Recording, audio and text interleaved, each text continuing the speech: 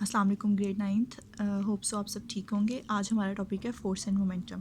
ठीक है, consider body of mass m moving with initial velocity vi।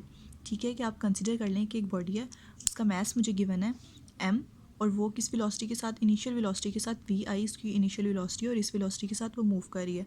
अब आप आगे लेट करें कि एक फोर्स है वो उस बॉडी के ऊपर एक्ट करती है, ठीक है, और उसके अंदर एक्सेलरेशन प्रोड्यूस करती है a।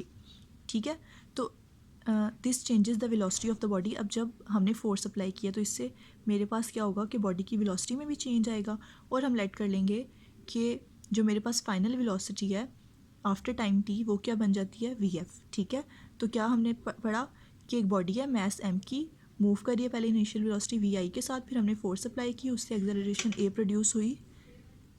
ठीक है, और फिर उससे क्या हुआ, उसकी वेलोसिटी में चेंज आया, और मेरे पास कुछ टाइम t के बाद फाइनल वेलोसिटी vf होगी। अब मैं लेट कर लेती हूँ कि pi मेरे पास क्या है, इनिशियल मोमेंटम है, और pf फाइनल मोमेंटम है।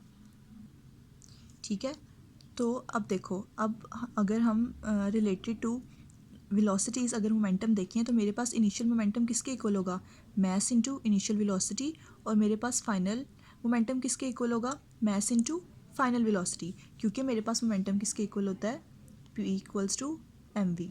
ठीक है, अब देखो मेरे पास चेंज इन मोमेंटम इक्वल होगा final momentum minus initial momentum. ठीक है, चेंज है ना, तो मैं क्या करूँगी, फाइनल मोमेंटम जो मेरे पास आया उसमें से इनिशियल मोमेंटम को माइनस कर दूँगी। तो इसका मतलब है कि चेंज इन मोमेंटम किसके इक्वल होगा, final momentum minus initial momentum. Final momentum की मेरे पास वैल्यू है mvf माइनस mvi। ठीक है, तो ये मेरे पास क्या आ गया, final momentum minus initial momentum जो इक्वल है चेंज इन मोमेंटम के। अब rate in change in momentum, जब भी रेट की बात होती है हम हमेशा टाइम के साथ डिवाइड करते हैं। ठीक है, टाइम का फैक्टर उसके अंदर आ जाता है। तो अगर rate of change in momentum है तो मैं दोनों साइड्स को t के साथ डिवाइड कर दूंगी।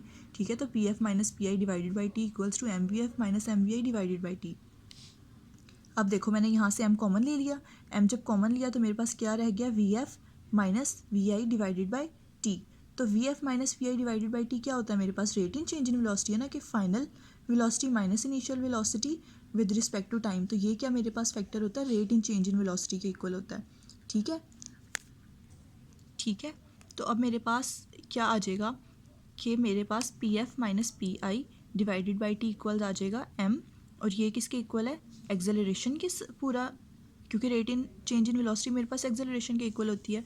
तो ये जो मेरे पास पूरा फैक्टर है ना, ये वाला, ये मेरे पास इक्वल आ जाएगा, ये वाला पूरा फैक्टर मैथ्स के अलावा ये मेरे पास इक्वल आ जाएगा एक्सेलरेशन के। ठीक है, तो यहाँ पे मैं क्या करूँगी, P F minus P I divided by T as it is, M as it is, और ये वाला फैक्टर मेरे पास इक्वल आ गया ए के। ठीक है, तो न्यूटन के फर्स्ट लॉ के अकॉर्डिंग मुझे पता है कि F is equal to M A, मतलब कि मेरे पास मैस और एक्सेलरेशन का जो प्रोडक्ट है वो फोर्स के इक्वल होता है। तो मैं यहाँ पे फोर्स पुट कर सकती हूँ इसकी जगह पे, तो मेरे पास rate of change of momentum किसके इक्वल आ गया, फोर्स के। ठीक है, तो मैं इस तरह से भी डिफाइन कर सकती हूँ सेकेंड लॉ ऑफ मोशन को, कि when a force act on a body it produces acceleration in the body and this will be equal to the rate of change of momentum of the body. कि जब भी मैं कोई force apply करूँगी किसी body के ऊपर तो ये क्या करेगी, कोई ना कोई एक्सेलरेशन प्रोड्यूस कर देगी ना बॉडी पे, और ये किसके इक्वल होगी, जो एक्सेलरेशन प्रोड्यूस हुई है rate in change of momentum of the body के। ठीक है, तो जो मेरे पास मोमेंटम का यूनिट होता है वो क्या होता है, न्यूटन सेकेंड, जो किसके इक्वल होता है, किलोग्राम मीटर पर सेकेंड के। ठीक है, ये हमारा आज का टॉपिक है।